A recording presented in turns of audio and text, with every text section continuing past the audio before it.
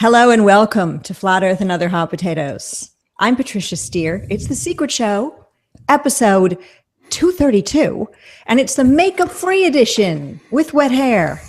Mark Sargent's absolutely not wearing any makeup, right? Well, maybe a little. A little blush? I don't go completely unplugged. Right. Never go full unplugged. Nope. Is that how the expression goes?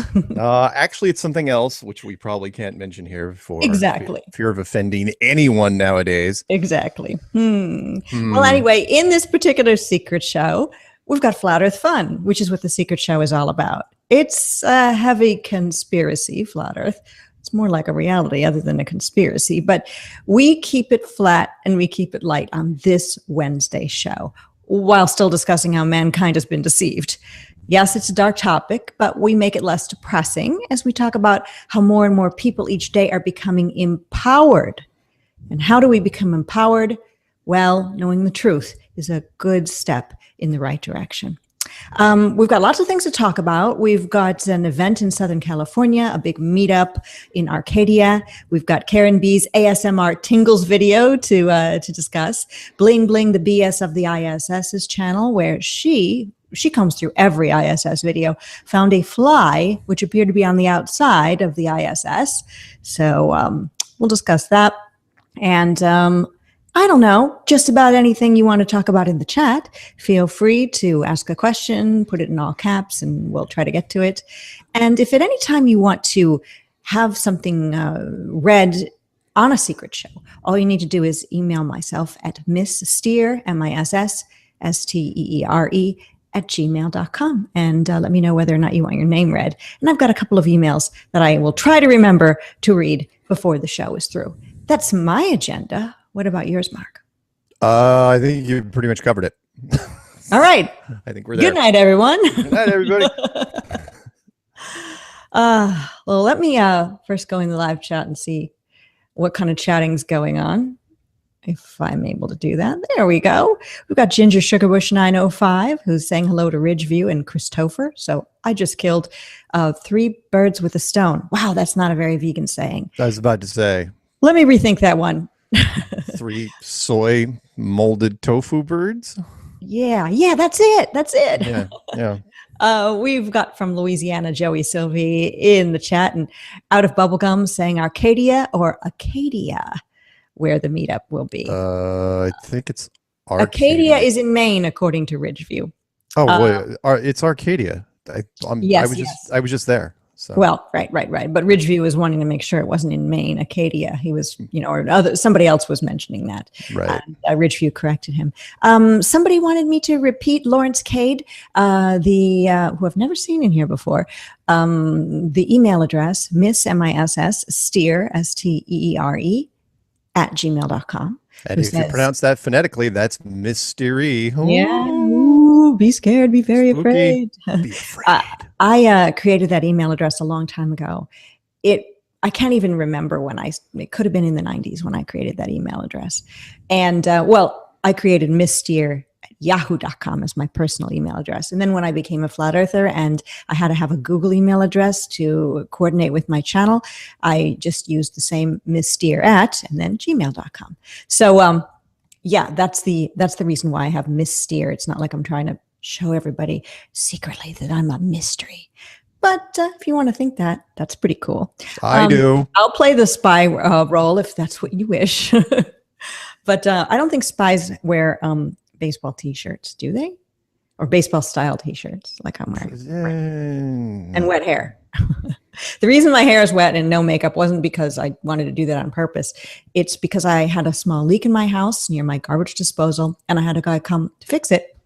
And he was here much longer than I expected. So I wasn't able to just leave the strange guy in my house and go take a shower. So the minute he left, ran in the shower, and then realized, oh my gosh, I have to go on in 10 minutes with Mark, and I don't want to disappoint him. So. Oh, that's nice. Throw on this T-shirt and some leggings, and here we are today. Out of Bubblegum is here. She's pretending to care, people. Seriously. Out of Bubblegum says, I'm a big fan of baseball t-shirts and wet hair. Well, that is good. That is good. Lucy Lemons is here saying hello. Glowbusters Bob says, what do I win for correctly predicting your start time to the seconds? Well, Bob, I actually said it was going to be 5:30 today. So I'm actually pretty close to on time, right? Kind of, sort of. It's 5:46 now. So, okay, Bob, you don't win anything, but you're right. Fashionably late because you're so fashionable. And not today.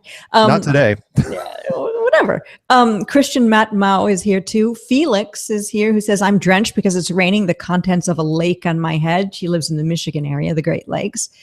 I'm not sure what the weather is like there specifically. Didn't talk to my sister today. She lives outside of Grand Rapids in a place called Byron Center, but I have heard it is raining in that part of the world. Goddess Witch Bella says raining all day here in Florida too. So it's in Houston, Texas. It's in the 90s and humid and slightly overcast. So anyway. Bob of Glowbuster says, I said 6:41 and 14 seconds, and you started at 6:41 and 14 seconds. Damn, I'm good.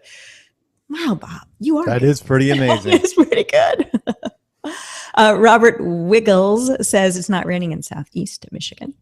What else? We're just going to talk about the weather. Have we become that boring? Is Flat Earth that boring? We're going to get to that too, because I think we're in a calm before the storm at this point in Flat Earth. We need to discuss that. But I'll say hello to a few more people like 007 Ninja and FE Viking says, anybody find any measurable curvature yet? Mark? No? No measurable curvature yet. No, not at all. Oh, let's see. What else do we have? We've got, I'm scrolling up. Twitwit is here, who says, hey, Spuds. I guess we are the Spuds, everybody in the chat. Cami, who goes by Aisling717, is here in the live chat. And Mark Offsky, Sharif Shalan, who's done some enhanced audio for some of your videos, Mark, which I thought was great. Yeah. I want to ask you about. We'll get to that. Okay. Remind me of the two things that I just mentioned that I want to talk to you about. What was the first one? How we're in a lull in flood. Oh, calm before the storm. Yeah. Keep that in mind, because sometimes I say we'll discuss something, and sometimes you do too, and then end of the show happens and didn't do any of it. So. Oh, well. Zulu One as well in the live chat, and Carolyn Walter is here and saying hi from Flat, Arizona to you and I, Mark. Awakened Mind here as well.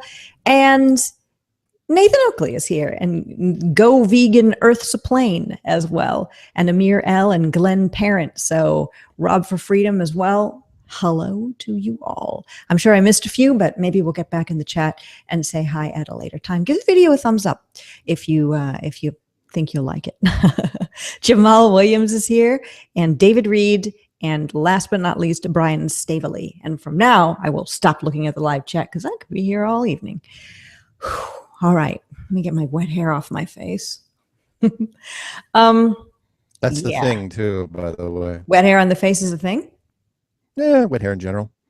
Really? Yeah, it's not a very big thing. It's not like ASMR, but it's a thing. Oh, well, we can segue right into ASMR. Sure. A lot of people don't really know what ASMR is, and then there are a bunch of people who do know what it is, like myself, and it doesn't affect them at all. But it is a way that people can speak, men or women, any age, into a microphone, close and slow and low, and a lot of whispery sounds, or even tapping with your fingernails or tapping with your heels on the floor. These are all ASMR sounds, and these sounds create in those who are, I guess, affected by it or blessed by it, depends on how you want to look at it. It creates a tingly feeling in the back of the neck, in the head, that's pleasurable. Now, since I've never experienced it, and I've tried, I've listened to lots of ASMR, and I'm like, I got nothing over here. So, but Karen B did a Flat Earth video, ASMR style, and you mirrored it on your channel, but it is in the description box of this video, so you can go check it out and give it a like, give it a listen, get some tingles or not, give her a comment on it. And I think it was really great because not only was it branching out from Flat Earth into the ASMR community, which is a community that we Flat Earthers can reach, just like I think doing Flat Earth mukbangs or mukbangs, whatever, eating shows, something I keep saying I'm going to do and I haven't done yet. Gosh, I got to do that. I think is another way to branch out into a part of the YouTube land that's untouched for the most part by Flat Earth. But yeah, with the ASMR thing, I think that was cool. And she talked about Flat Earth, but also in a way that was very loving of those of us who are involved in Flat Earth and appreciative of us. It was really cool. Yeah, it was very positive and recommend. Before ASMR was a term, kind of like post-traumatic stress disorder was a term. We just called it back in the day. It was just tingles. It's like, oh, I get tingles, listening to that. And the first time I ever got it from anything was listening to Bob Ross on PBS when he was doing his Joy of Painting show. And little fluffy clouds. Yeah, when he was talking about the fluffy little clouds and the happy little trees, and maybe this tree has a little friend. And it was a certain way of speaking in a certain tone that sort of kind of hypnotized you in a way, but in a good way, where you're just totally engaged. And and it was just bizarre for me as like, wow, I could watch this guy do these paintings all freaking day. Years later, when the internet and social media came out, they started, like anything, we started dissecting exactly how this thing broke down.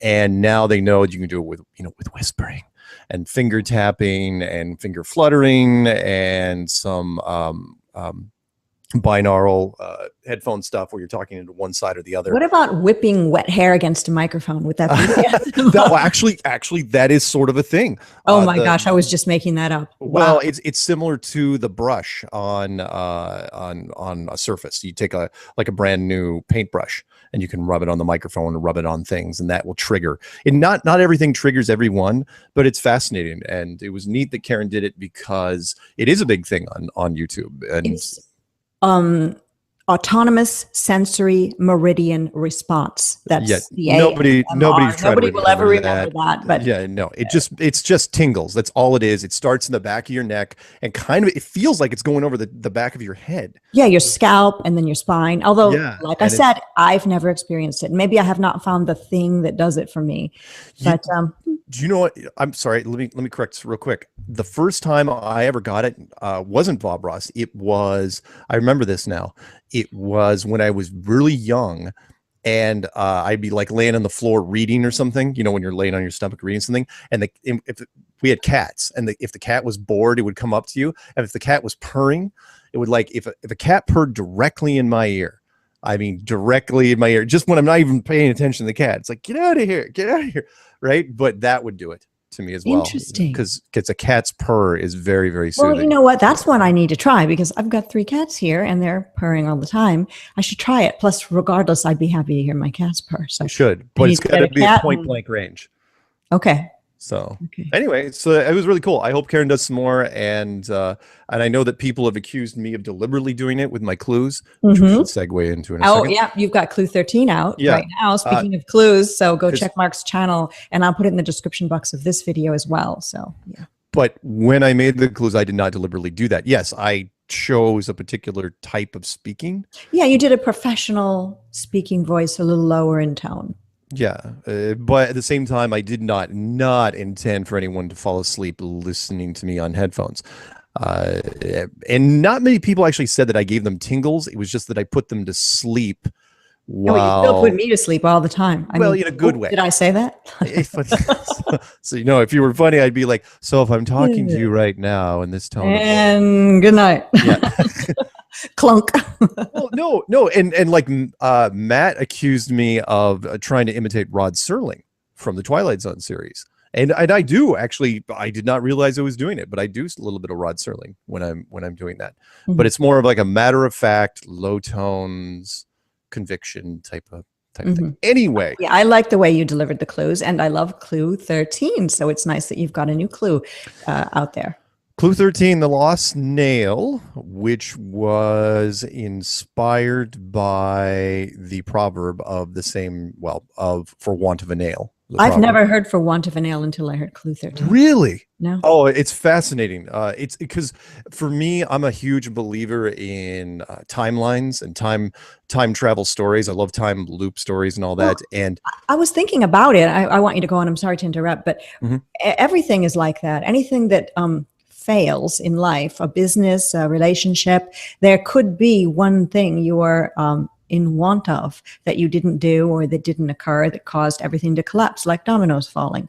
And Yeah, but the want of a nail. What do you remember it right off the top of your head? The proverb, You mean how it goes? or is it a proverb or is it a saying? No, I think it's a proverb because it's a little bit longer than just a saying. Yeah, for want of a nail, the shoe was lost. For want of a shoe, the horse was lost, and then the rider was lost, and then the message was lost, and then the battle was lost, and then the kingdom was lost. All for the want. It shows you how little things, kind of like the butterfly effect, how little things, and isn't that with anything, like an airplane part? Yes, that's what I was saying. A relationship, or the way a house is built, or anything really can all fall apart. In fact, I think when things are built, they're purposely crafted to have built-in obsolescence so that they will fail, so that you will have to buy more. Or iPhones, for example. After a while, after having one, you notice things. Uh-oh. What happened? Sorry, you delayed for a second there. You know what? I have noticed there's some weird stuff happening for want of a better internet connection. That's okay. Keep going. You're good. Okay. Sorry. I hope that, sometimes it seems bad when we're doing it live, but then when I watch it back later, it's totally fine. So yeah. I forgot what I was going to say. Oh, yes. What I was saying was iPhones.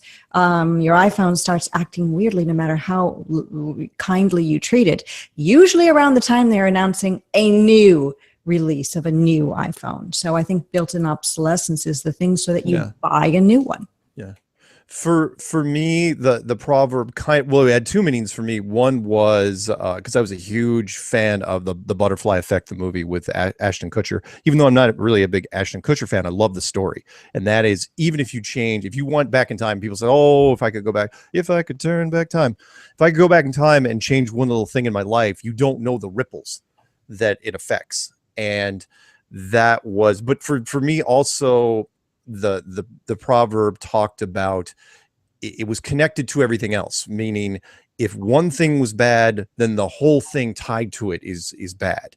You know what I mean? So kind of like a little thing like Arthur Andersen in the whole Enron thing. Arthur Andersen was the accounting firm, which was based on integrity. And even though this monstrous multi-billion-dollar company, Arthur Andersen, was involved, that one little case with Enron where just a few people were involved tainted the whole thing, and Arthur Andersen had to close down because it was tied. The whole point of an accounting firm is your integrity.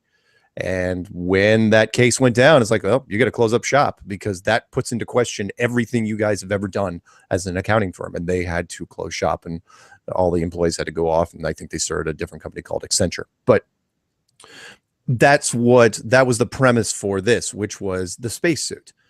Something simple, something just small in the grand scheme of things compared to the shuttle and the ISS and the Apollo program. The spacesuit. If the spacesuit doesn't work, then nothing else tied to that spacesuit works as well, meaning everything else is invalid.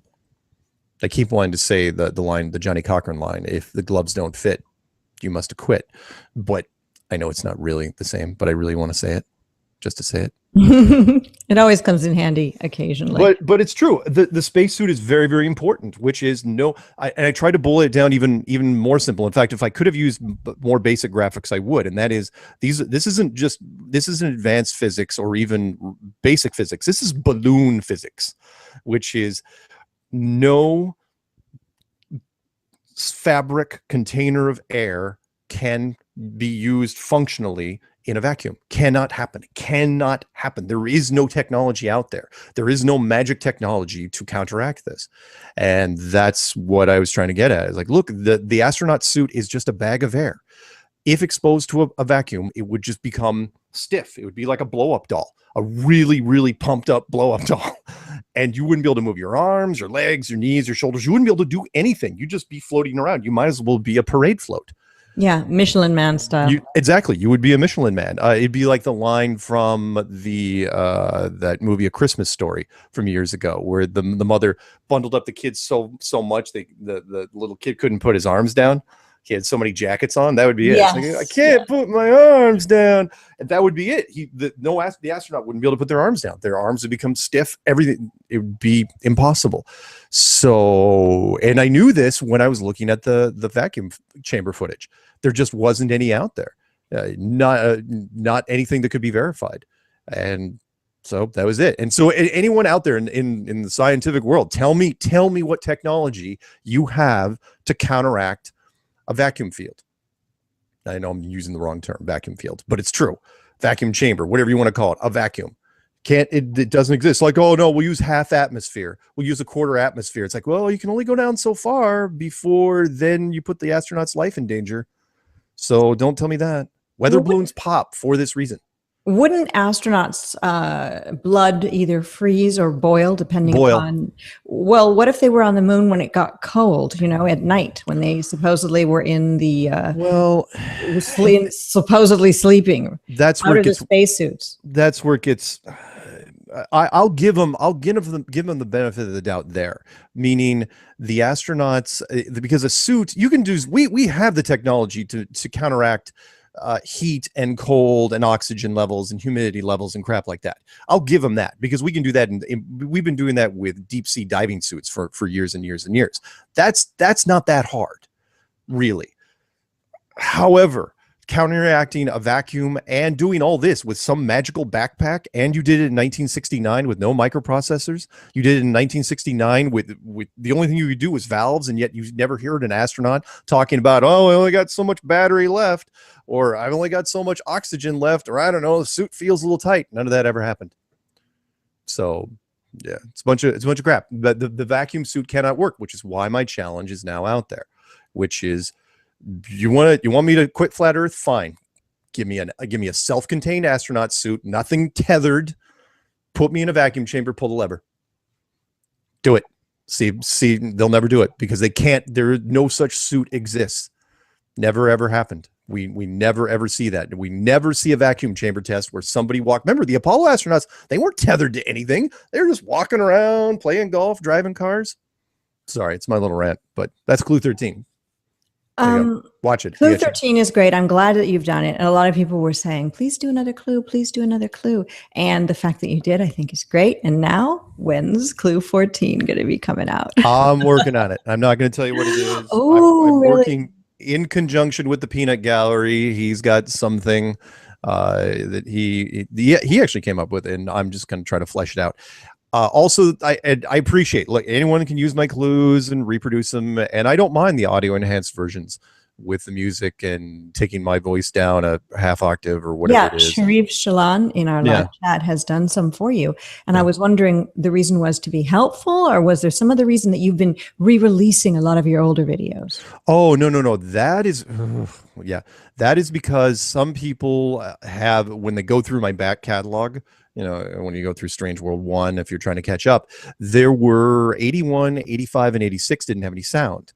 I was like, okay. Wow, so that can happen. Maybe we all should check, if we're content providers, our older videos, and maybe the sound just disappeared. Well, no, it wasn't random. And here's why. You know who was responsible for this? That's right. Joe Jackson. Joe Jackson was responsible for this. And here's why. When I made the initial, Strange World episodes, I put Joe Jackson as one of the breaks between segment 3 and segment 4. Right? Joe Jackson from the album. Stepping Out from his album. Night and Day. Night and Day, absolutely. From the 80s. From the 80s. Loved that song. It was one of the first. You want to have fun. It was one of my favorite early MTV videos of a story of a housekeeper at a fancy hotel who fantasized about stepping out onto the town. It sounds like the movie from the 90s, Made in Manhattan, with her name, Jennifer Lopez, I think it was Jennifer Lopez. One of the worst movies ever. Well, so anyway, what happened was he decided to come out of retirement and go on tour at the back part of 2017. And when he did that, he goes on, because of social media, he went to YouTube and says, oh yeah, by the way, block any song, any of my songs that are out there. even it doesn't matter how long they've been out there. So you could, that can happen every once in a while. And so they said, okay, that video was blocked. Do you want to remove this song? And so I said, yes. And YouTube had the technology to scrub it out. They can basically fuzz it out to where it's not there. Well, because it's only a 30-second part and I'm talking just about the time that song's coming in, they didn't know where the song ended and I began. So they just muted the whole thing, all 2 hours. And they did, wow. I know. So they did it 3 times, and which is fine. You know, I didn't mind, which is why I use a cover version of it now, which is 90% is good. And so that's why. So, is it a cover version by another artist that sounds an awful lot like Joe Jackson? No. It's instrumental only. Oh. It's instrumental that's only. Correct. Well, for those who don't know, it's on the Strange World show that he does this. He's always played these songs. So if you're unfamiliar with that, then this conversation will sound very confusing to you. That's Tuesday nights on Truth Frequency Radio, TFR. And also, you often mentioned the Peanut Gallery. And this is a person. It's a real person. Helps you out behind the scenes just with, I don't know, says your microphone's too low or messages you and lets you know if things are going wrong. Yep. And this person doesn't want their name mentioned. Yeah, it's not a separate personality. It's nothing conspiratorial. It's just it's one of your many. It's one of your 33 personalities. No. So slowly but surely, if I'm running into those situations, unfortunately, YouTube said, yeah, there's nothing we can do because the system was working correctly. So I said, screw you guys, and I killed them and I put them back up. So that's why I have but I put re-upload next to it so that people don't think it's. Plus, they should kind of figure it out because I'm up to episode 150 as of last night. Wow! Congratulations. Thank you. And that's pretty amazing considering it's a weekly show. Yeah, only really 1 amazing. week. Yeah. So it's fun. I enjoy doing it. And I enjoy listening to it. And oftentimes I will be in the live chat that Zulu One has created, where on YouTube you can go to the Zulu One channel and then join in the live chat as he mirrors the sound from TFR. Right. And the commercials as well. So TFR is not getting ripped off in any way. So yeah, and we all gather in the live chat on Tuesdays and hang out. Paul on the Plane is often there, and boom, Paul on the Plane has arrived here. So hello to you. Paul on the Plane's got a 24-hour live stream channel on YouTube now. Bob of Globebusters has Globebusters 2, which is a 24-hour live stream channel because, yes, as we mentioned yesterday, or excuse me, not yesterday, seems like yesterday, as we mentioned last Wednesday, they got a community guidelines strike for bullying or something like I'd still like to get the details on that. Yeah, and it was not overturned. It was not overturned. It stands, and so Globebusters can't live stream for a while. So he created a backup with Globebusters 2 channel, and you need to go subscribe to that if you hadn't. And it will read as an older channel because it was Bob of Globebusters' Xanadude channel. So he just changed it into a Globebusters 2 channel. So Flatastic is here. The Hori Sheet Show is here. I saw Hori on Facebook. You were talking about your relationship, and it's your personal, primary love relationship and how it's getting back on track. So congratulations to you for that. And what else is happening? A bunch of other comments were going back and forth a little while ago. I think I might have missed them. Did I say hello to Daniel Reza? I don't know. Arwin is here. Arwin was wondering, because you mentioned the movie The Butterfly Effect. He said, I feel like someone's spying on me. I just watched that a few days ago. Weird. You mentioned it. Coincidence. You just watched it. I know. There's a lot of time travel movies out there, but that's probably one of my favorites. I don't believe time travel is possible. You? I do. But well, you believe everything's possible. I do believe time travel is possible. Really? But I don't. But there's so many. Thing is, you got to be careful. Kind of like that line from Looper, a time loop movie, which is you got to be careful when you think about it. Otherwise, it will drive you crazy. You've got to kind of compartmentalize your time travel ideas. Otherwise, yeah, everything is possible. I don't believe in that. I do believe in multiple timelines, non-linear time, and all that fun stuff. So yes. Very interesting. Well, what about the Mandela effect? I'm not asking you if you believe in that, but I'm asking you, does that answer for multiple timelines in some way? Yeah. And absolutely it does. Because I have seen look, in the software world, we have stuff like that that has happened for years and years. And that is, if you save stuff, like I'll give you a perfect example, because I've seen it. I saw it 10 years ago, where if you have it was notorious. Some people will do this as well. You have like a Word document or some sort of word processing document, and you use it for your stuff all the time. And you write over it, you delete it, you write over it, you resave it. If you save that thing enough times and you make enough changes, it somehow, even though it's completely illogical, it does weird things. Meaning all of a sudden it'll throw text into your new letter, which shouldn't be there. It should not be possible that it should do that. And it will make little changes that from a programming standpoint should not be possible. But you remember it. It's like, holy smokes, I remember writing that letter a year ago. What is that sentence even doing in there? I cleared this thing out, which is why I always make new word processing documents, because I ran into that time and time again. So could we be in some sort of world where we've had so many multiple timelines that have gone through that it's altered? In a world where multiple timelines rule the day. One man. One woman. I don't know what your life is not your own. When everything you know is wrong. Coming to a theater near you this summer. Exactly. This Christmas. Christmas. This holiday season. Yeah. No, so I do believe in that. The Mandela effect. Yeah, I do.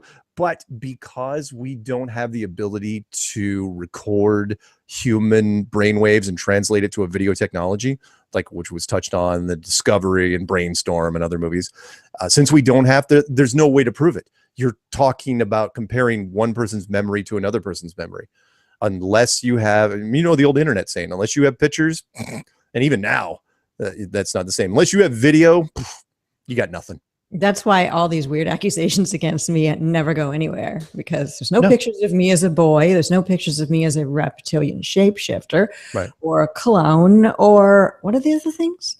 Take a pick. I mean, there's only so far rumors in any grapevine can go until eventually you gotta have something if you're going to accuse somebody of something like that.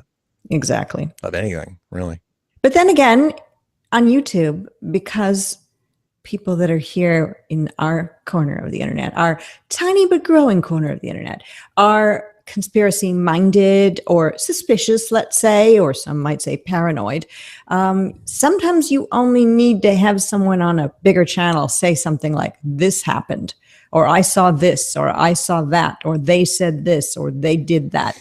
And then their audience will believe it and repeat it as if it was true until it kind of not becomes true, but becomes part of the overall storyline. Yep.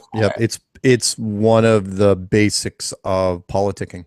I mean, yes, exactly. It is straight, but everyone knows this in politics. They figured out it's a psychological thing where you have way more impact if you tear down your opponent rather than try to build yourself up. You know what I mean? Kind of like when we're looking through comments, right? We've all done it. It's like, great comment. It's like, great. 10 comments in a row. Great. 11th comment. You suck gorilla balls. And all of a sudden it's like, wait, why, where'd this come from? Who is this person? Why do they hate me? And blah, blah, blah. Right. And go check the channel. It's got no picture. They don't have any of their own content. Right. But it still bugs you. You notice that more. We gloss over the good stuff and we tend to human nature, maybe. Yeah. We focus but the good outweighs the bad. It personally, does. And I know it's the same for you. We receive so many good comments, so many nice emails, that the bad ones are like, they're not a fly in the ointment. They're not, what was the song? A Fly in My Chardonnay. What is her name? The singer in the 90s. I do not Isn't know that ironic? By Alanis Morissette. Alanis Morissette. It's not something that's going to ruin everything. If you let it, will criticisms from other people ruin your mojo? And I won't let any of that ruin my mojo, because to me, this is the most important thing that's crossed my path, and I mean flat earth, in my lifetime, which is why I climbed on board this crazy train and in 2015 and I'm not stopping. Criticisms be damned. People can accuse me of anything. I know myself. I know none of it's true, and I know why I'm here. And I know you feel the same. So people can say you suck, whatever, like you just said. But Right. we all know you don't. So, trolls will be trolls. And as you know, the quote I love to use from who will eventually be a sage-like woman, Taylor Swift, where she said, haters gonna hate. Hate. It's true. Again, the analogy is true. People think I'm exaggerating. I could literally make the most beautiful video of a butterfly landing on candy, and within probably 10 minutes, somebody's going to come in and say, this is effing gay. Thumbs, sure. Thumbs down. They'll say unsubbed, blah, blah, blah. It's like, you don't sub to anybody. It's an empty channel. These are people with rocky childhoods that just want to get their pain and transfer it to somebody else. Right. So whatever. But I encourage people to have a critical mindset. Definitely be, I wouldn't say suspicious because that's a little bit too much, but weigh everything, look at everything with an eye toward truth, and make sure that the people that you surround yourself with or that you watch on YouTube are good people for sure. I'm not saying just trust everyone blindly, because that's ridiculous. But for me, I generally approach everyone not with blind trust, but with just a good amount of trust until they prove me wrong, if they do eventually. So I don't approach everybody with a chip on my shoulder thinking everyone's lying to me. I'm not suspicious or paranoid, because if I were, I never would have been able to get involved in Flat Earth, because I'd be so wounded inside that I'd be a crazy person with a crazy channel with all sorts of reactions to all the things that people say, and crying and pulling my hair out or fighting with people. I mean, that's not important to me. Two sayings which I love a lot. The first one is, of course, trust everyone, but count your change. And the second one's a little more religious, which is trust in God, but row away from the rocks. I like both of those and live by both of them as well. Let's see. Eugene 12 says, I'm dating a lady that has the same hair color and cut as Patricia. Whoa. But is she a flat earther? That's the question. Awakened Mind says, just about anyone will disappoint you in due time. Well, that's because maybe we hold others to a standard higher than the standard we ourselves live up to. Possibly. We have Ukdina Walker here as well. And what else is going on? Flat Mandu says, hey, Bob of Glowbusters. Sorry to hear about the strike on your channel. You may want to think about the possibility of future issues with the Ghostbusters franchise. He means when your channel gets to be a certain size, you got to weigh your choices. Well, they've got, a secondary channel going up. Oh, I know. But you got to look, there are certain topics nowadays that are being treated a little more harshly than most. And I cannot do a school shooting thing anymore. Not on my channel. I don't even know if I could mirror other people's as far as school shootings until that whole thing calms down. Don't. The thing is you and I have discussed various shootings, Vegas. Yeah. We can discuss them, but you can't put it in the title. The thing is you can't use a thumbnail. To me, here we all are in this chat, and whether you're or not you believe that everything's fake, or you're one of those that some things are fake and some things are not fake, it doesn't matter really, because the only thing that can stop all of this stuff is waking up, not endlessly discussing it and pointing out this or pointing out that, because those of us who are awake to these false events, be they big or small, can see it pretty quickly. And it's waking other people up so that they can see it too. And I guess we don't need to make just another video talking about it, because there's already people that are really good at that are doing it. And if we all talk about that stuff and point it out, a lot of us will lose our channels, which is, not good. So again, you know me, I'm focused on the big stuff at the moment. That is, flat Earth, which leads to the whole awakening process and everything that gets tied to it. That's what I am 90% of the time. Well, they're still trying to distract us in mainstream media with stupid things like, remember, where is the dress? I mean, that was in 2015 prior to most of the people climbing on board Flat Earth, with the Yanny and Laurel thing. And that's where there's a recording of someone saying Yanny, and some say they're saying Laurel, and different people hear different things, and it might depend on pitch.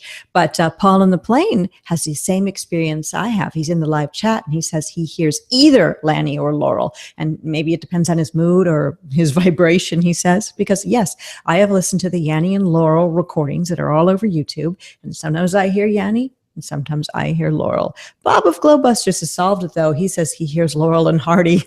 So have you listened to the Yanny and Laurel thing? I mean, yes, it's a distraction, and I'm discussing a distraction. It's a couple of month old, maybe.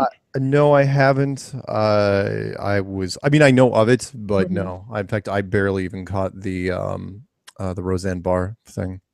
See, I don't know much about the Roseanne Barr thing. Somebody was messaging me on Facebook about it, but I was too busy to look into it. Do you know much about it? I do. In fact, I even have. I know you like Roseanne Barr, and I think at one point you were saying she might be somebody that came out and talked about Flat Earth eventually. No. Rosie O'Donnell would have. Oh, was it Rosie? Different? No, it's okay. People that make that mistake all the time, kind of like Bruce Springsteen. Yeah, but Roseanne Barr is pretty. And Rick Springfield. I've got those. Well, remember, because Rick did that song called "They Call Me Bruce." Remember that song way back when? I never liked that. Was literally because people kept walking up to him, and because they confused the name. That's right. Well, but Rick anyway, Springfield he's nothing like Bruce Springsteen, but he's just more poppy and wasn't ever really my favorite. Exactly. And I would never been a big Bruce Springsteen fan either, but I get why people like him. Rosie O'Donnell, I got to give her credit. She brought up Building 7. Remember, she was on The View, and she was canned immediately, and they didn't bring her back for 4 or 5 years at least, but she's back on now. But I mean, she was like put in a timeout zone for years. It's like, yeah, you can't bring up that adult timeout. Adult timeout. No, I know the Roseanne Barr thing really well, because I knew what she was doing. I've got an insight that nobody else has picked up on yet, because she couldn't explain what she was saying. She can blame it on the Ambien all she wants. Love the fact, by the way, that the Ambien lawyers jumped on that immediately and said that Ambien does not one of the side effects is not racism, which is fine. Wow. But that's not where she was going. I will tell you exactly where she was going. All right. For anyone out there, you guys can look this up if you get a chance. I'm trying to look up what exactly she said. She said was it on Twitter? I think so. On her Twitter? Most of the stuff that happens nowadays is on Twitter. Right. There was a senior advisor for Obama. She is Black, and Roseanne said that she was a cross between the Muslim Brotherhood and Planet of the Apes. Now, immediately you're going to think, holy smokes, you don't want to use a monkey ape, any sort of reference when referring to Black people. That's an absolute taboo in media. You'd never ever want to do it. But I knew where she was going with this. If you remember, I know you don't watch a lot of movies, but you might remember this from some years ago. One of the first reboots of Planet of the Apes, which is done by Tim Burton. I've got a number of the Planet of the Apes movies. I've got maybe all of the franchise. You got the early ones, and I love the original Planet of the Apes. Loved it. You may even have the most recent ones, but there was one movie that was done by Tim Burton when he could do no wrong. It's like, just give Tim Burton a movie, and he had Mark Wahlberg star in it, and there were a ton of people that were dressed up in Planet of the Apes outfits, right? And one of them was Helena Bonham Carter. Oh, yes. If you remember her, he ended up marrying her, right? And which is why also she was in all his movies. She was well known for those. She was the love interest in Fight Club. Yes, she was also in a lot of vintage movies. Rear Window is one. Oh, yeah. She's great. I love her. Yes. But if you look up Helena Bonham Carter. Didn't she date Johnny Depp, or was in a Johnny Depp movie? She was in a she was in the one where he was singing, where he was the killer in England. Somebody. That's right. You know what? This is why people say they never talk about flat Earth. Yeah, I know, because we go off on different folks. Things. This tangent has everything to do with flat Earth. All right. So and this Eventually. again, I'm going to be treading lightly here when I say this. So if you look up Helena Bonham Carter in Planet of the Apes, and you look at you do an image shot of her in that movie, and then you compare her to Obama's advisor, that's where Roseanne was going with this. She was going, she looks like her, and that's all I'm going to say. Which is. Well, I did hear the aftermath of the whole thing where she put tweets on, did some tweeting, but I haven't seen the exact quote of what the first thing she said. And then I did hear about the fact that she blamed Ambien and Sweeney Todd, you said, by the way. Sweeney Todd, that Ambien doesn't make you into a racist, but but that's where the thing was. When Roseanne was going down that road, she was like, there's no way. She dug herself such a deep hole so quickly. There was no way she was going to climb out of it. She could have gone off and said what I just said about the Planet of the Apes thing. She was doomed.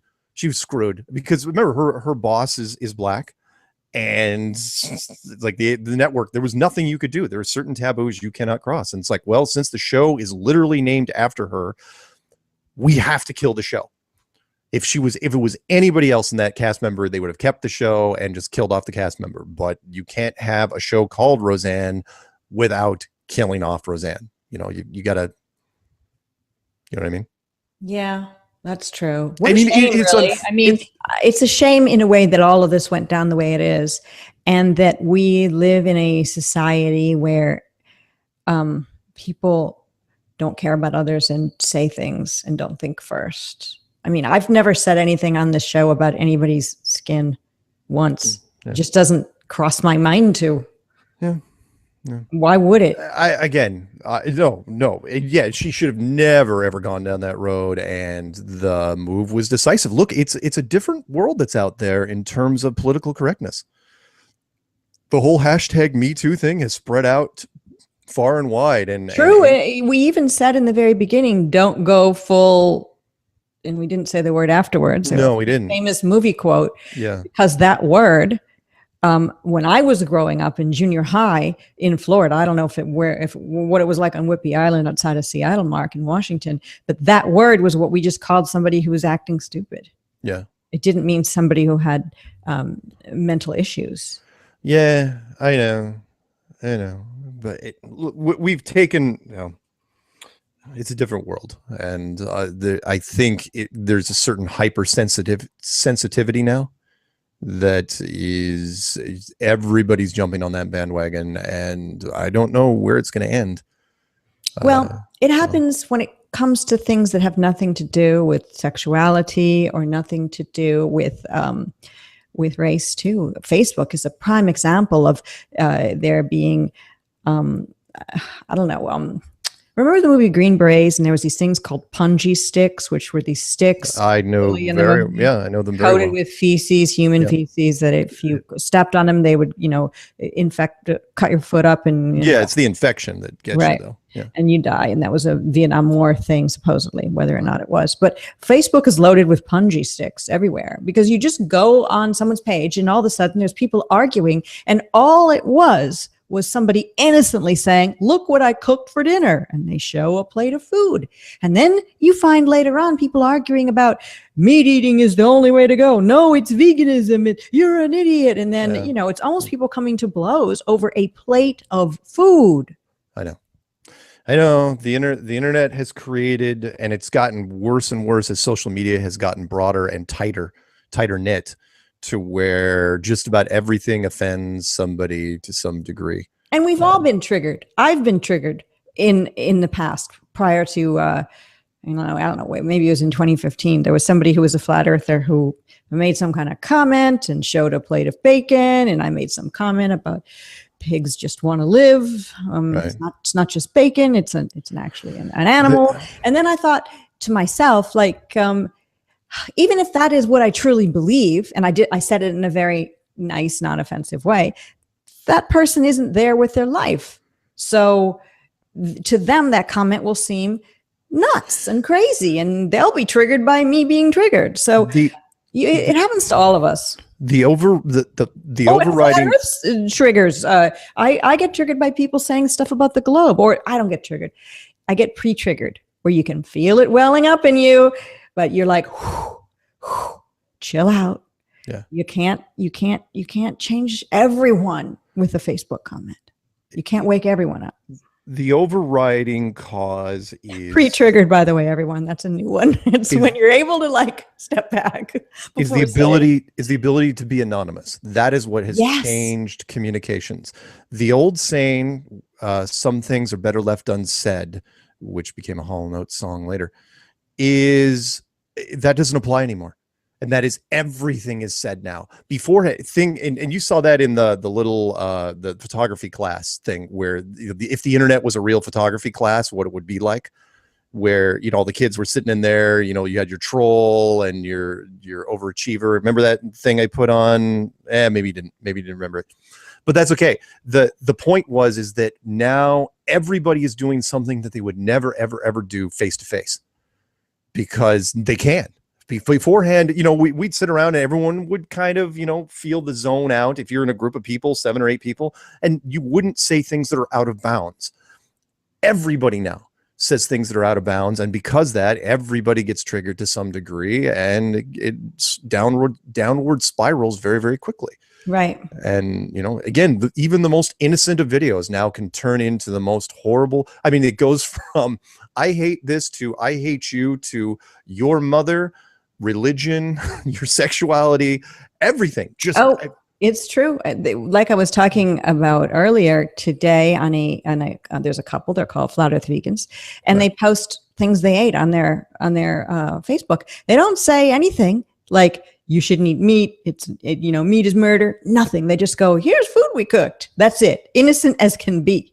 Right. Randomly, someone came in who wasn't a friend of theirs. I think it was a public post Flat Earth Vegans made.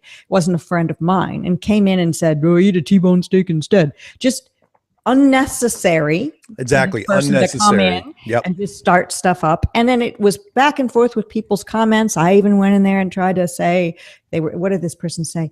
People who don't eat meat bones creak. And I'm like, no, they don't. And then he said, well, what do you know? You're a flat earther. So he went to my page and saw I was a flat earther, and therefore branded me stupid. Yep. And that's just how it spirals out of control. Well, Flat Earth Vegans were pretty wise. They just deleted the whole post. They deleted all the comments from the post. Nice. Because it's pointless, circular arguments. Only when people are wanting the information about eating meat is good, or being vegan is good, or flat earth, or globe earth, will those things resonate with them. Right. With flat earth, you have to be ready for flat earth. You can't you can't go in the street and yell, flat earth, look into it, and expect everyone there to say, oh yeah, it's flat, because it's impossible. It's a whole bunch of different things you need to do with your mind prior to even looking into it. To actually be ready to look into it. Yeah. Check your expectations and your ego at the door, because flat earth is not for the faint of heart. And people say, how the hell do you do it? It's because a lot of the times I don't look. I just don't. There's no way. I wouldn't be able to sleep at night if I read even a quarter of the comments that I get out there. You got to remember, some of my videos have 20,000 comments at least. And there's a lot of them that aren't kind, but I expect it. That's just it. You've got to know what's out there. The initial reaction is what your reaction was, which is flat earth is stupid, and anyone that believes in it is also really, really stupid. And you got to be ready for it. I thought it was one of those things that people a long time ago believed, but we have science now and we know better. That's what most people thought. Yeah. Right. Well, I said this in the show last night, which was the lab, or I've said it a couple times, different things, which is the lab coats have let people get away with things that beforehand they didn't used to, which is beforehand, it's like, well, again, you trust in people that know more about a topic than you do. If you take your car to a mechanic, if you trust him and he says stuff like, it's your compressor, it's your alternator, it's your distributor cap, whatever, you believe in whatever he's saying, right? Because he knows, right? But if he also starts making up stuff saying, oh yeah, it's your muffler bearings or your blinker fluid or stuff, it's like, wait, is that a thing? Sometimes they'll mess with you. Science, it's fine. They have more integrity than an auto mechanic. I question that sometimes. I actually don't think so. I think just like auto mechanics, and scientists, there's good and bad. People with integrity and people that are trying to rip you off. Anyone can be bought. Look, scientists. What's your price, Mark Sargent? Look, scientists need BMWs too. I'm just saying, they all have hopes and dreams. They need a new deck. The wife wants a pool.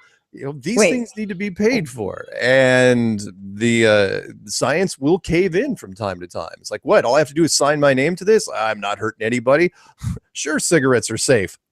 Right. It's asbestos. That's fine. DDT. In fact, I like to take asbestos and roll my own cigarettes and smoke it. Exactly. Lead paint. What could go wrong there? There's all sorts of stuff that they've done over the years because again, they cut corners to rush products to market. Fine. Yes, they do some good research in some great areas. Fantastic.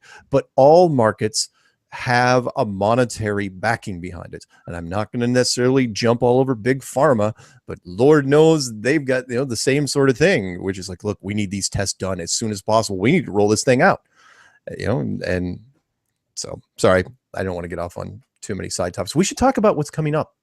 Well, before we talk about what's coming up, and this is one of those things I've got to track back to the beginning of the show where I mentioned some things and then I said, we'll get to it, which is right now, I go outside everywhere across the plain and there's no wind blowing.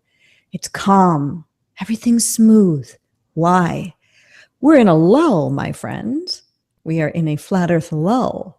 But right up ahead, there's some stuff that's going to be happening. Not sure what, but I think big things are approaching. I feel it. Do you feel it? Strange things are afoot at the Circle K. Yes. I love my movie quotes, even though I'm not a huge fan of Bill and Ted. Bill and Ted is good. It's funny. You've got to be in the right mood. You got to be in the right mood. But I'm not, I've watched it a couple times and laughed, but I wouldn't be able to give you too many movie quotes. It's not like one of my favorites. You are correct. We have saturated the lower tiers of media. At this point, if you go into YouTube right now and type in just flat earth without filters, pretty much all of the entire first 2 pages are verified huge channels. Everyone from ABC News to Vice to PewDiePie. Channels that we don't even blink anymore. Oh yeah, your channel's got a couple million. Fine, get in line with the rest of them. So we have saturated all of those, and we are, if you go into Google and type in flat earth, there are tons and tons and tons of articles now that have to revolving around flat earth and different celebrities that are involved, although most of them are sports related, which is interesting. But we have not broke into that final tier of media yet, which is the top tier, which is primetime shows, primetime pieces that are being run. Although ABC did run theirs on primetime, we're still waiting for the other things. CNN never did run their story after they talked to me. All the major networks, you haven't seen Fox run something, with Jake Tapper, and we're waiting on those. But we're really, really close. For example, the documentary, which called Behind the Curve. Unfortunately named. I wish we knew that before. I still disagree. I love the Trojan horse name because it pulls in people that think they're going to be safe. Meaning it gives globalists a comfort zone. Oh, I'm going to go in here and watch this movie destroy flat earthers. Not the case, but they don't know that going in. So I think it's a good title for what. But the average person doesn't want people to destroy flat earthers. They don't even know that there are flat earthers. But their initial reaction is flat earth is dumb. Therefore, if I sit down, I'll probably feel okay watching this because I think it's dumb and I think the filmmakers think it's dumb. Therefore, we're on the same page. Not the case, though. All the reviewers have said so far the same thing, that it paints flat earthers in a kind, very open light. It's not a nuts and bolts movie. But again, if you guys want to check out the trailer, if you don't know what we're talking about, just go to behindthecurvefilm.com. I'm hoping for the best. Whenever that distributor comes around, that'll be a great thing. If indeed it gets distributed. I think it will. I I just said weird. If they, I think I think it's got a really, really good shot. I do. I mean, you watched it. You watched it with me. You and I were one of the few people that actually got a chance to see it twice. The first time when I saw it, I enjoyed it. And the second time I saw it, I looked at it from more of a critical point of view, Right. how haters who are going to hate would look at it. And then I felt, oh, they're going to dislike this. Oh, they're going to dislike that. But, we only knew what we had ourselves been in. You know what I'm saying? You told me what things you'd been filmed independently in, and I told you what I'd been filmed in, and then we of course knew what we filmed together, and then we heard Bob from Globebusters and Jaron and other people had been filmed, but we didn't know what story they were going to tell. And they said that before we did it, that it wasn't going to be a hit piece against Flat Earth, it wouldn't be negative against Flat Earth. That's why we did it. But we didn't know what the whole picture would look like when it was all through, nor did we know the channel. Not channel. Nor did we know the name of the movie. I was thinking name of the channel, name of the film. Yeah. So, is it a perfect thing? No, but nothing involving mainstream has been a perfect representation of Flat Earth, and it never will be. The only way we're going to ever get a perfect representation of Flat Earth is continue building more Flat Earthers. And maybe at some point in time, we'll reach critical mass where we actually have people in Flat Earth who are owning media companies or involved in making documentaries who will tell it from our point of view because they're one of us. But right now we don't have that number of numbers. So we're in the growing stage right now. The reason I have hope is because what we ran into when we finally saw it on the big screen, whereas our first showing was, privately. And then the second showing was in a full-blown theater in downtown Toronto. And what gave me hope, in fact, more than hope, gleaming hope, is that at the end of that movie, we were descended upon with questions. Oh, yes. Meaning, and that was a great litmus test for us. Meaning, yes, we exited the theater where we had we couldn't get out of the theater from the audience. Yeah. Well, we exited the viewing room. I don't know what they call that room. Where you sit down and watch a movie. Yeah. And then we walked out into the lobby area, and you and I walked out together, but we were separated, like a crowd separated us, like Mark, Patricia, Mark, not like that, but kind of. We each had a wall of people surrounding us, asking questions right and left, and good questions. Exactly. And I don't know exactly what questions you were asked because we were separated, but nobody was mocking. Nobody was laughing at me. Nobody was telling me I'm dumb. People were fascinated about what they just seen on the screen. And they had some questions that were, the ones we always get, like, what about ships over the horizon and blah, blah, blah, blah, blah. We know the questions. Yeah. And they weren't going away. We were there for a while in that. Yeah. We had to be told to leave, I think. Yeah.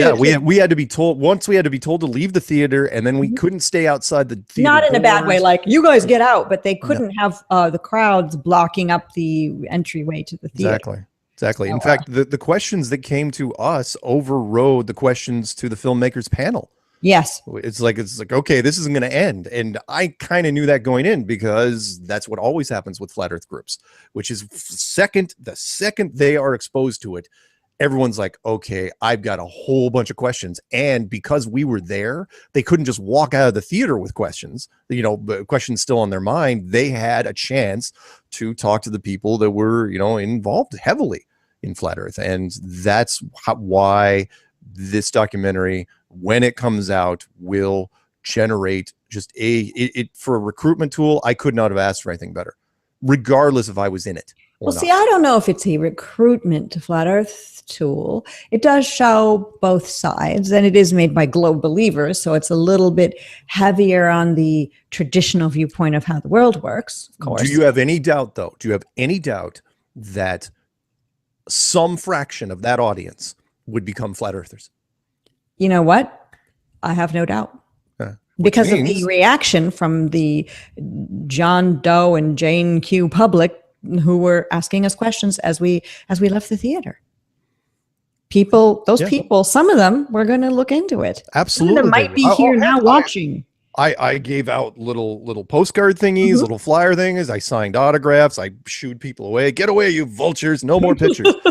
all that. I mean, I had selfies taken, and all people wanted to know about this. And so, yes, for me, it is a recruitment tool. The army grows, world domination, inevitable.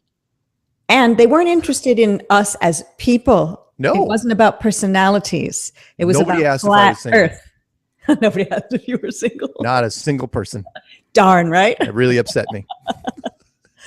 It's like, hey, you're kind of cute. It's like, nope, none of that. Nope, none of that happened. No, it's like everyone. You know how it goes. It was like, what about this? What about this? It was all about the questions were only about all the questions. So I mean, hey, you know, it's just one of those things. It's something that happened. There's a documentary. It's been made, and eventually everyone will see it. And boom, you know, what's next? Well, there are some things that are coming up next. And one of them is National Geographic. And we talked about this last Wednesday. What's the latest on that whole thing happening in Southern California in about a week, a little over a week from right now, which is May 30th, 2018? It is. Okay. So how this whole thing happened, just so I can be as transparent as humanly possible, was, if you guys remember, you know the story. I did a podcast with a small group out of Los Angeles named Ono, Ross, and Carrie, I believe. And I think either her real name or her stage name is Carrie Poppy. And there was basically a 2-hour thing where they was one of the more involved interviews that I did, because they were absolutely against it.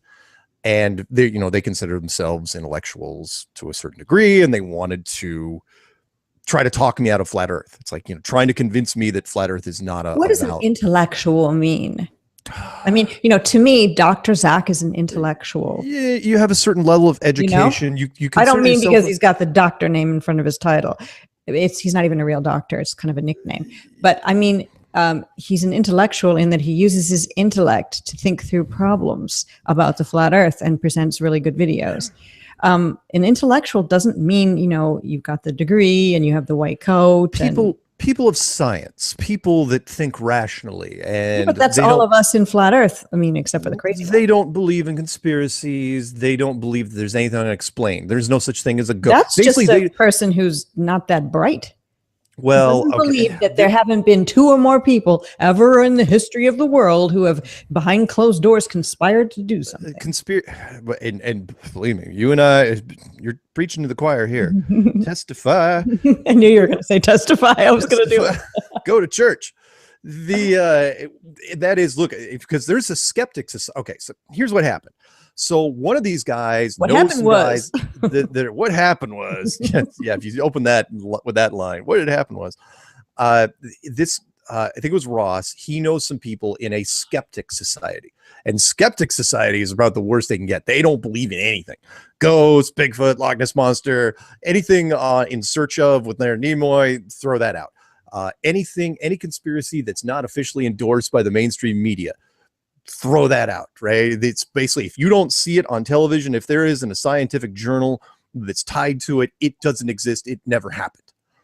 And so Ross went to these guys and said, look, these flat earthers, we've got to be able to prove them wrong, right? Why can't, let's do a long distance photography test of our own. We're in Los Angeles. Let's do one of these tests. And they contacted me and they said, would you like to come out? We've got a skeptics group. We're going to film it. Would you like to come out? And I said, no, I don't want to come out for this. We've already done tons of long distance photography, send up links, whatever. I'm not interested. And especially when we don't have control over meaning. Well, I mean, other groups are going to do their own independent tests. It's like, that's fine. You want to take your own P900 out to a body of water? Go ahead. That's another. I don't mean control. What I mean is not to sway the results. I mean, there are people who can do a test on something and not really understand the measurements of what the purported globe is supposed to be, or how lasers work. They don't have any clue, and they're going to try to do a test. I mean, it's going to just be inconclusive, really. You know what you're doing. I said, okay. I go, look, there's some great people in Los Angeles. There's some wonderful, wonderful groups that are out there. You don't need me for this. In fact, I sent them at least half a dozen names. I said, here's some people. Here's just contact these guys. You'll be fine. They'll probably come out to wherever you are. You'll be set. And that was it. I didn't even think about it again. Right. And again, remember, I had done that podcast with them months before. this. And so it's like, this has been sticking in their head. Remember the marble in a paint can? This has been bugging them for a while. So the next thing you know, you and I, because you were there when the call came in. You and I were up in Toronto doing the film festival thing, and I'm sorry, I left out a step. National Geographic had contacted me a couple weeks earlier, and they said, "Hey, we're thinking about we had seen your trailer, the trailer for the movie, and we think it's really, really cool. Is there anything happening? Because your production value, you wanna if you have a film team, you want to go out where there's things happening." Right. So wait, the people, a random production team that you never heard of before saw the trailer from National Geographic. Okay, so the production team for National Geographic that you'd not been speaking to saw the trailer for the movie Behind the Curve. Yep. And thought, that looks interesting. I'm going to contact that guy, Mark Sargent. Yep, that's exactly what happened. So when he contacted you, was he mocking you, laughing at you? No. He was trying to get more information. They wanted to shoot a segment. And I said, well, there's nothing coming up until the Canada thing, which we're going to have to talk about. That's probably the closest thing. In Denver, it's like, you could hear, he's like, oh, there's nothing coming up soon. I go, look, there's some meetups in Los Angeles. Oh, and I happened to throw out there, I said, look, there's this skeptics group that's doing a little thing out in Los Angeles. I'm not going to be there, but you might be able to do some stuff. And there's a meetup. And they said, wow, that sounds pretty cool. So that was it. Right. And then again, I left them to their own devices. You know me, unsolicited. You do what you want. Leave me alone. I'm busy. So I'm doing the Toronto thing with you, and they call and they're like, hey, are you going to go out to do this test out in Los Angeles? I go, no. They go, you really should go. I said, well, someone's going to have to fly me out there. It's like, we'll fly out there. It's like, oh, basically, if you got to be ready if somebody bluffs you like that. By the way, as your hair is drying, you are getting more and more lovely with basically every 5 minutes. It's amazing. Really? I've been watching this whole thing. Yeah. When your hair is like totally wet, you were a drowned rat briefly.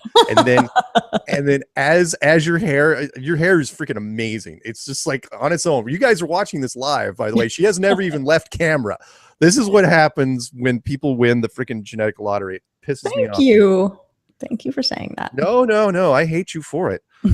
So anyway, so National Geographic calls and said, well, hey, you want to fly out for this? I was like, okay, fine. So then it turns into kind of a bigger thing, because now it's like, okay, now we've got to have a meetup. And it's like, okay, and then you're going to be coming into this, and Rob Skiba is going to be flying into this. And I don't think Jaron is. I wasn't sure. They were trying to reach Jaron, but we haven't heard anything from him. I'm not actually setting up anything. That's all being set up by the people down in Los Angeles. I'm just going to be married to the Nat Geo team. And so that's what we're doing. So we're going into Los Angeles and then going near Palm Desert and then driving down, because the test, okay, and I highly encourage anybody that's going to be in Los Angeles for the meetup, which is going to be on Friday the 8th. Correct. A week from Friday. Acadia Park, 405 South Santa Anita Avenue, Arcadia, Arcadia. Yeah. And 5 to 8 p.m. And if you want more information, in the description box of this video, you will find an email address, so you can email Netta, who's putting the meetup together. So check the description box. That'll be really cool. And then, so we're doing the meetup on Friday, and then on Sunday morning. So on Saturday, we're going out to shoot B-roll out at the Salton Sea. I think we're actually going to Salton City. There's only one town out there. The whole town has one hotel, which we are not staying at. Okay, well, that's good, because I looked at it and it looked really dodgy. The whole town, look, the town shouldn't even really be there. It's a sea. It's a salt lake, I believe, that's 30 miles long and about 7 or 8 miles wide. Wasn't it a town that had a thriving little metropolis going on, and then it crashed economically at one point and everyone abandoned? Yeah, there's nothing around it. I mean, you go an hour north, you're in Palm Springs. You go an hour south, and you're basically an hour closer to Mexico, because there's nothing to the south. You basically, it's almost equal distance to get there from either Los Angeles or San Diego, because there's a national park in between those two cities and this place. And it's apparently the only body of water that they could find that was close to Los Angeles that they could shoot this photography over. And they're going to shoot it at dawn. And, dawn in the summer, what is that, 4:30 in the morning? Something like that. It's going to be brutal. So whatever. It's not our test. They can shoot whatever they want. But what if they get well, there's no way anybody can they're not going to get it. No, we've done this test too many times already. Even if they run into some sort of visual distortion, which, I don't know, could happen in the desert on a lake. I mean, that's why you want to do cold temperatures. If you can, colder temperatures are way better. So I don't know, whatever. It's going to be an interesting couple of days, but I'm just there. I'm there to have fun and witness the test, and hopefully people that go to the meetup in Arcadia, somewhere in anyone in the Los Angeles, San Diego area that wants to come out for the test, it's going to be at dawn on Sunday morning. But don't plan on spending the night. Remember, there's only one hotel in Salton City, so you probably have to stay up near Palm Springs, Palm Desert, India. It's interesting though, and it's sad because I believe the Salton Sea was destroyed through pollution of some sort, and then the town, a lot of the businesses closed, and there's a documentary that you can find on YouTube about the Salton Sea. And it's called California. The channel's called California Sea if you want to learn more about it. Yeah, I didn't know it was a thing. Yeah, and they said that the Salton Sea itself is shrinking and exposing toxic dust, which is in the bed of the Salton Sea. And that's where we're going. Great place to do a test. I'm so happy you guys did that instead of going masks to wear, special breathing masks. Instead of going to the ocean, which literally bordered the city that you were in. That's fine. You want to drive 3 hours into the freaking desert to a dead salt lake in a ghost town. Whatever. It's fine. I want to say hi to Martin Liedtke, by the way. And if you want a good channel, a great channel, actually, that will give you an opportunity to, through Martin's eyes, look at books that you would never in a billion years be able to get your hands on because they're rare, and explore different aspects of our world and true history, not the fake history we have been told. Check out Martin Liedtke, Flat Earth British. That's MartinLiedtke. I'm giving him a little public service announcement for his channel because it's one of those channels that once you find it, you're going to get addicted. You're going to get hooked. So, yeah. So anyway, that's our plans for next weekend. Yeah. Should be fun. Coming in Friday, leaving, I believe, Monday. But I'll talk to you about that off camera. All right, right. Another thing that we need to get on, I guess, is get our tickets and stuff for that Salton Sea thing going and that booked up and ready, or at least discuss. But is Edmonton and the Flat Earth Conference that's coming up in August, I believe. Yep. In Canada, and getting our hotel squared away. I mean, you and I, but I mean, anybody who wants to go to this thing. Yeah. And airfare, we don't need to buy the tickets for that yet because it's a ways off. Yeah. But that's going to be cool. And then, of course, we've got the big event in Denver coming up. I guess that's the mother of all Flat Earth conferences, the Denver one. And that's where we're going to be doing, again, the Video Content Providers Awards, otherwise known as the Flatty Awards. We're going to be doing that again in Denver. And that'll be our third time we've done the Flatty Awards, but the second time at a conference. The last was in Raleigh. So probably in June, I think you and I should gather with those in the live chat to look at who should win awards, what are the best videos, like we did. Well, I mean, I'd be a little early. I mean, remember the Denver conference isn't until November. June, July, August, September, October, November. That's 6 months. We got time. Okay. You're right. But Edmonton, we got to start thinking about like immediately. Right. Exactly. You're right. So, and anyone up in Canada that's going to be close to Edmonton should be a fun conference. Check it out. It will be cool. Canada's great. I enjoyed it when you and I went to go see Behind the Curve. And, I've never, as far as I know, been to Edmonton. Maybe I have. Because of living in Michigan, I don't know. I don't think you've been to Edmonton. I don't think I have, no. Toronto, yes. And other parts of Canada as well. But yeah, I'm seeing quite a bit of Canada over these last few years. So yes, you had a Canadian girlfriend for a while. Yes. Did some traveling for a Did a while. little traveling. Well, it wasn't that far. But yeah, Right. Vancouver, Victoria, now Toronto and Edmonton. Who knows? Maybe Montreal next. I love Montreal. That's a place in Canada I spent some time. Almost moved there. Had a boyfriend back in the 90s. I think it was he the 90s. French? He was French Canadian. Yeah. So, you know, so yeah, that was, and he was in the film industry. Because in Canada, they have the same as weirdly enough in New Orleans, which is where I met him. I was living in New Orleans at the time. New Orleans, I think they have a nickname for it, Hollywood South, because they often use New Orleans to film lots of mainstream big tax incentives, TV movies, tax incentives. And also historically, New Orleans in the French Quarter looks like it could be somewhere in Europe. And in Montreal, they've got the same thing going with the way some of the structures, the buildings are. So they do a lot of filming in these cities as opposed to taking a whole crew to Europe to film. Right. So, yeah. Oh, yeah. Vancouver is notorious. Vancouver is probably the top of all those. Really? Oh, yeah. They made it really cheap, really easy. And there's a huge, big thing of extra, actors, people that'll do acting for you. So you don't even have to. And plus, remember, it's in Canada, so you don't have to follow the union rules that you do down in the States when you shoot up there. It's all about the money, saving the nickels. So let's see what's going on here. I saw something interesting in the chat. Walter Williams says, Kalamazoo is a real place. Come see us. I grew up partially in Florida, but partially in Kalamazoo, Michigan. And I've said that a billion times. People probably know, which is why Walter, who knows about it, is mentioning it.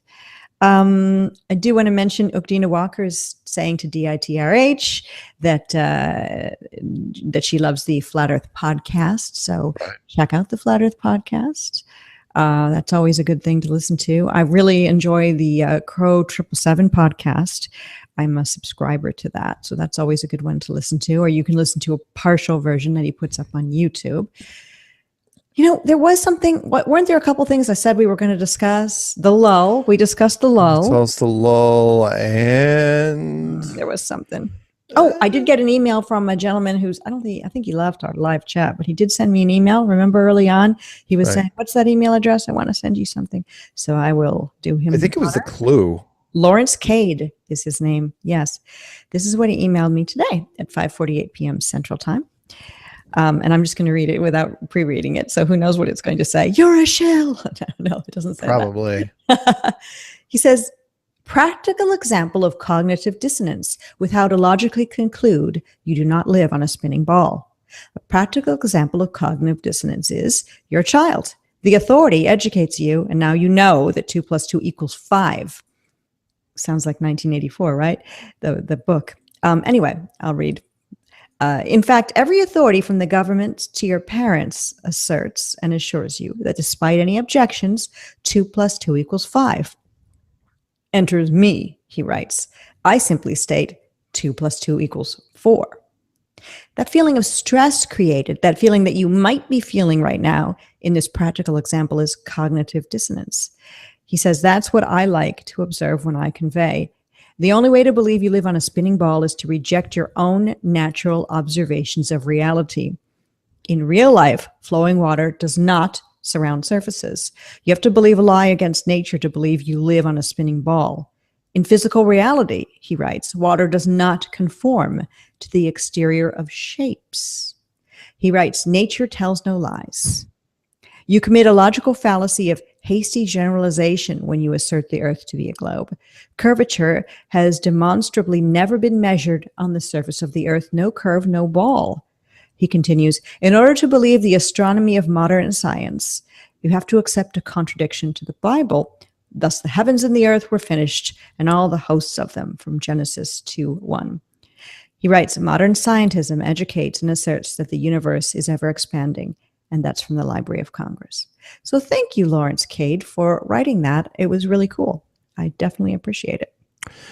I just figured out something. What? I just figured out why that baseball shirt works on you. You know why? Because it was really easy for me to grab and put on. No, it's subliminal.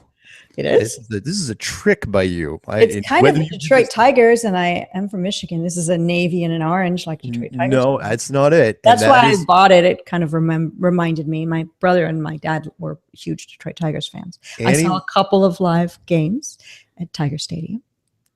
Anyone who's a sports fan knows what a ball girl is in baseball. And that is, it's the girls that stand down the first base and third base lines. And if a ball rolls off, they usually pick it up and throw it into the stands. And they're always attractive, you know, and they always wear those shirts. And I would need to have like a ponytail, you know, like. Yep. Well, you don't even have to have a ponytail. You can about 30 years younger. Well, no, you don't have to have a ponytail, but you do have to have a hat over the top of it with your hair out the back. But right. That's what it is. I'm going, wait, why is that shirt wearing? Oh, right. Ball girl. Bill Keith in the live chat says it makes me look 80s. Yeah. Well, no, it makes her look like she's from a stadium. Yeah, that's cool. Down the field, you know, and sometimes it's fun because the camera guys just love. It's like, oh, let's see if the ball girl can grab this one.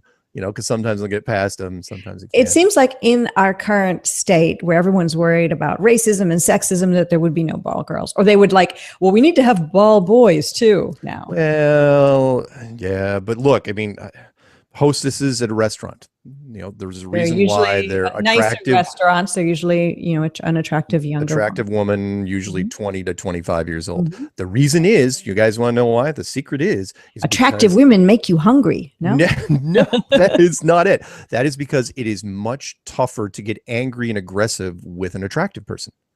Meaning, if they screw up your reservation, it is so tough to yell at somebody who's better looking than you. You know, if it's a woman, you just don't want to yell at them, and it's subliminal, but that's the truth. So it's like they're the first impression out of the gate. You walk in the restaurant, it's like not only do they greet you, it's like, oh, look, an attractive person.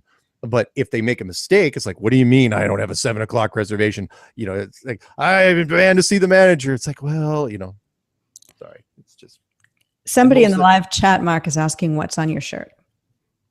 Oh, these little diamond thingies, squares. They're like little pin cushions, like little pillows.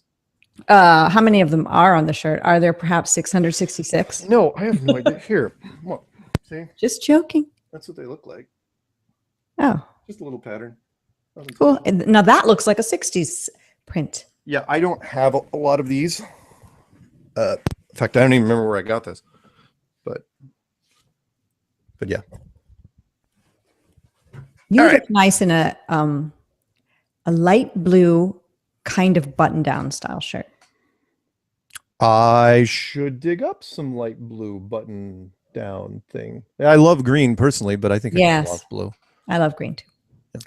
Yeah. Fashion tips on flat earth and hot potatoes, and we also had movies reviewed earlier on the show. I'm more of a winter, but you know. I remember that. I don't know if anybody in the chat. We have a preponderance of men, but every time I say the word preponderance, I think of Bob from Glowbusters. But we have more men than women in the chat as usual with the whole conspiracy thing. But there was a time in the 80s when what swept the world when it came to books was this Color Me Beautiful thing, right? Where it was this book that would instruct women and for men as well, but mostly women, how to dress according to your color. And you would look at your natural eye color and your natural hair color and your skin color, and then they would give you a color palette of what you should wear. And winter, summer, spring, fall. That's exactly. I never could figure out if I was a spring or a fall, so I just decided to wear whatever I wanted.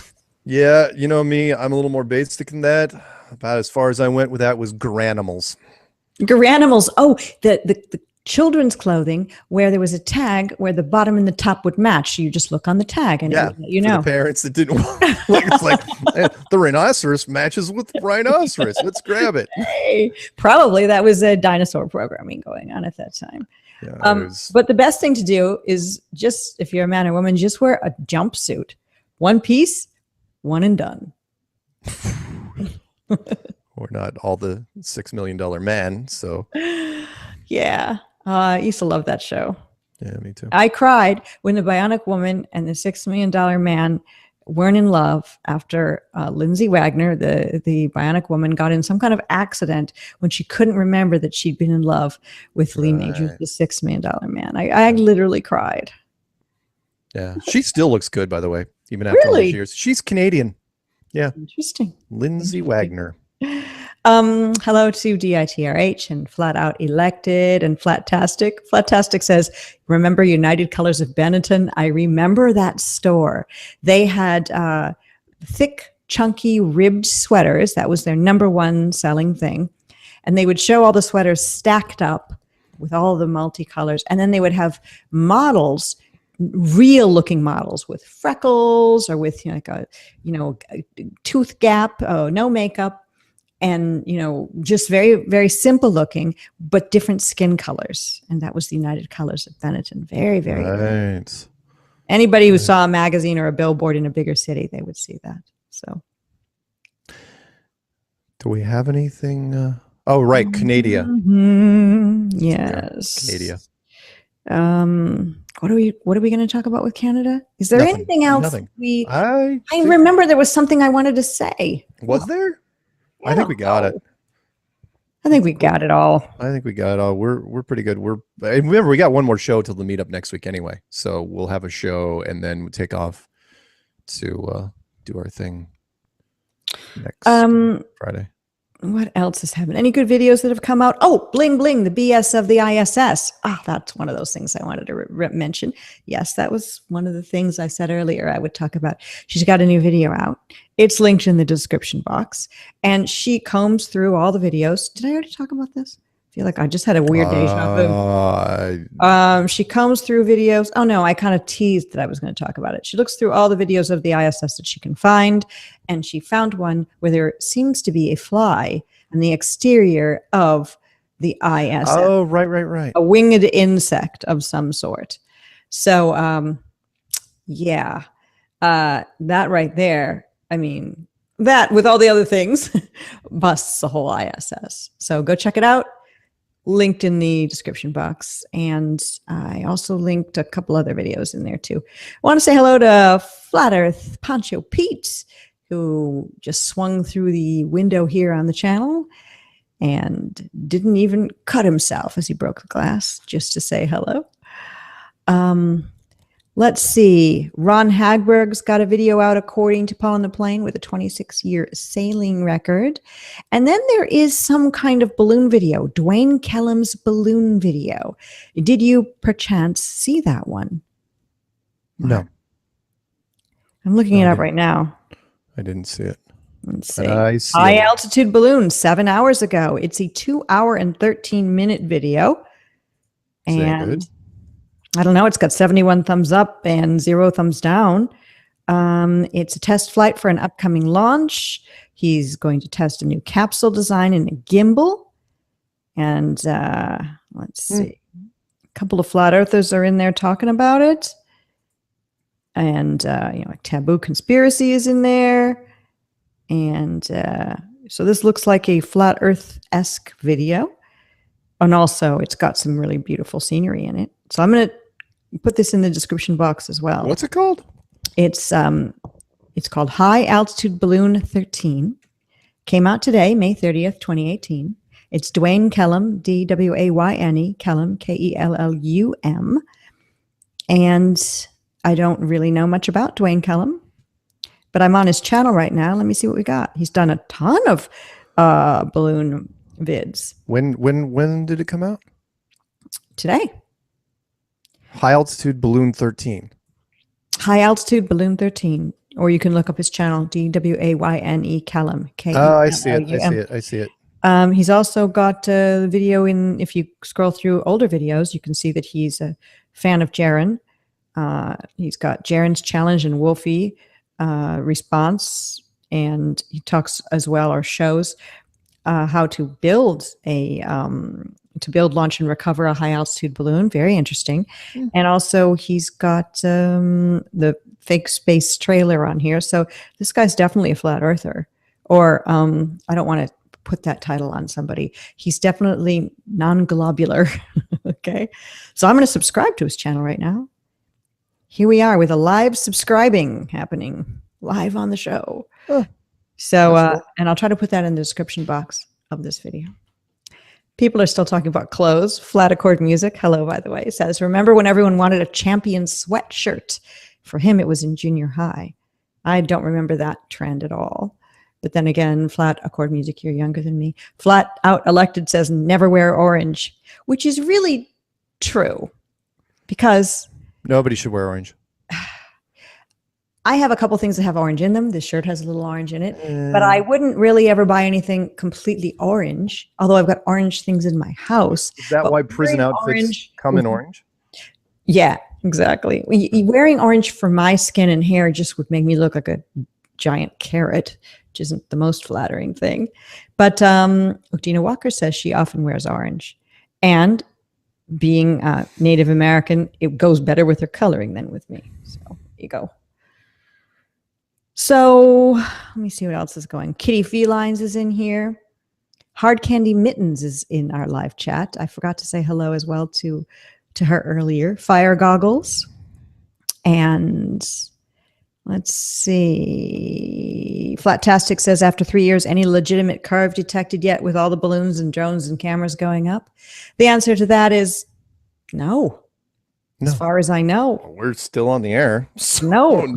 So no.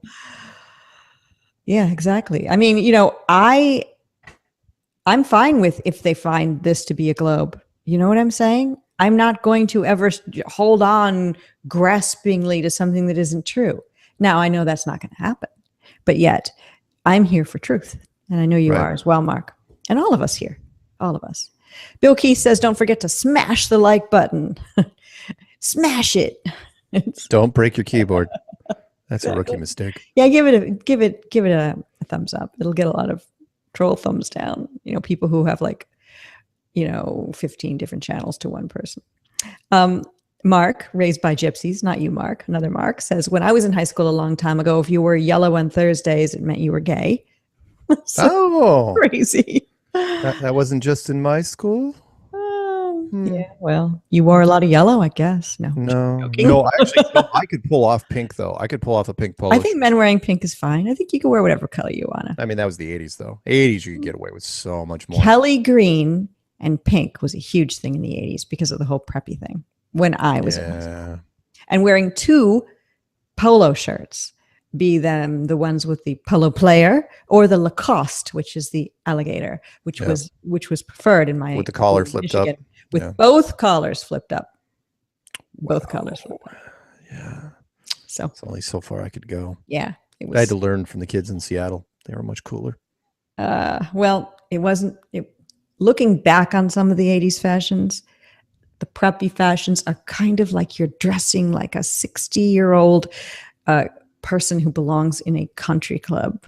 But I guess that was what people wanted to do back then. Hey, you know what? There's a reason why the VH1 series was called this. I love the 80s. I thought it was a fantastic, not just because I was young in that era. It was a time when things were happening and changing. But you know what's cool about Flat Earth? It's not about fashion or music or anything like the 80s was, and movies. But the 80s captured our people are still like rebooting 80s fashion and 80s music now. And movies. But right now, where we are, it's Flat Earth time. This is the time that many of us in 10 years will look back on as a sort of glory day. Oh, absolutely. This time we're living in, all of us gathered around this campfire. We're it. We're it. Yep. We are part of something huge. We're part of a great awakening. Yeah. When it's smaller and it's going to get bigger, but we'll be able to say, remember back when Flat Earth wasn't that big? Talking about today. I don't know. The numbers are freaking huge right now. I've got to mention that before we drop off, which is if you go in fact, I did it just a few minutes ago. If you go into YouTube and type in Flat Earth, we come in and sort by upload date. We come in at 20.8 million right now. When you type in Donald Trump, sort by upload date, he comes in at 20.9. We caught up to him, and even faster than I thought we were going to. He dropped like a whole million recently, and we caught up to him. So there you have it. I mean, we are now on par with the current president of the United States, and we did it with almost no marketing at all. It was just us being us, doing our thing. It's us against the world. It is. But in a way, not in a violent or angry sort of way for most of us. It's a heart and soul felt thing. It is. Absolutely. 260 songs in my playlist, Flat Earth songs, compared to all other conspiracy songs combined, which would be probably 10, if that, and they're all horrible and dark and twisted. No, Flat Earth is a happy, wonderful, positive thing. The meetup that we're doing next weekend, going to be great. Even the test, I'm sure, is going to be pretty fun. We'll get to go at it with a skeptic society. That'll be fun. It's going to be cool. Yeah. Well, thank you to everyone who's in the live chat. And thank you to everybody who's watching this at a later date. Subscribe to Mark Sargent's channel. It is in the description box. And give the video a thumbs up. I said that before. That's about it until we meet again. Oh, I do need to say what's happening on my channel. What's happening on my channel is I've got some cool stuff coming up. I have, oh my gosh, can't even think about it. I'm going to be on the Sun and Moon channel tomorrow, which is Thursday, the 31st of May. And I'm going to, on Friday, which is June 1st, have another appearance on the Sun and Moon channel. But later in the afternoon at 5 p.m. Central Time, my guest will be Nicole Cote. So that's Friday, June 1st, Nicole Cote, 2018 here on this channel. And I also want to let you know that Stephen Chess, who's going to be talking about flat earth weather, how you can predict the weather with the things he has figured out using photography. He's going to be my guest on June 7th. I think, unless we are away on our trip. No, are we going to be away on the 7th, Mark? No, we'll be here on the 7th. Okay, good. Anyway, that's an update. So Nicole Cote on Friday, and a couple of times I'm going to be on Sun and Moon. And DRTRH says he'll be on right after me. Okay, cool. So DRTRH is going live when this show shuts down. Oh, and hello to all people, free people. That's a good guy there. David, check his channel out. Anyway, I've just told everybody to check out each other's channels so many times here. I know that you know that's what I want you to do. So I don't even need to mention it again. So until we meet again, bye, and keep it flat. Hail Hydra. George Clooney. Had to get that one in. Oh.